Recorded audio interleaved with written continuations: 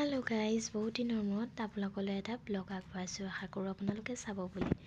আৰু আজি ৰাতিপুৱাই মই গ্ৰীণ মটৰ আৰু বুটেৰে ঘুগুনি বনালোঁ। এইফালে জলফাই আচাৰ আৰু চালাড ৰুটি খাই বৈ ল'লোঁ। ৰাতিপুৱা খাই বৈ লৈ আজি বোলো কেকৰ স্পনটো বনাম বুলি ল'লোঁ। কেতিয়াও বনাই পোৱা নাই বাৰু দেই, আজি ফাৰ্ষ্ট বনাইছোঁ। হ'লেও ইমান বেয়া হোৱা নাই।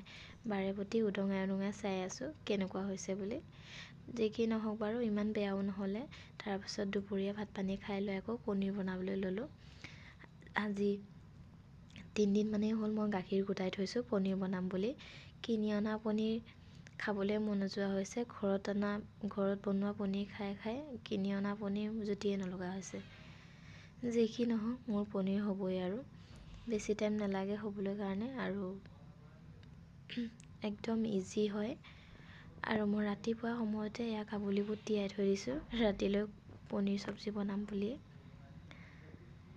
আৰু হ'লেই আৰু আমাৰ পনীৰ। আৰু তাৰপিছত মই গধুৰ বস্তু যিহেতু দি থৈ দিব লাগে ওপৰত, সেয়েহে গধুৰ বস্তু দিবলৈ কাৰণে মই পানীখিনিকে ৰেডি কৰিছোঁ। আৰু এইফালে আমাৰ পনীৰ ৰেডি হৈ গ'ল। আপোনালোককো দেখাওঁ।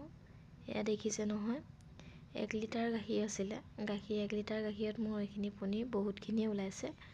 আৰু এতিয়া মই এইখিনি কাটি দিম, যিহেতু ৰাতিলৈ খামেই আৰু সোনকালে বনাই থ'ব পাৰিলে ভাল।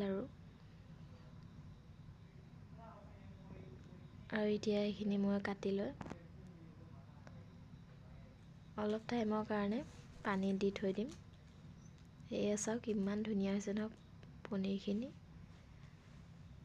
আৰু এয়া মই এতিয়া পানীত দি থৈ দিছোঁ।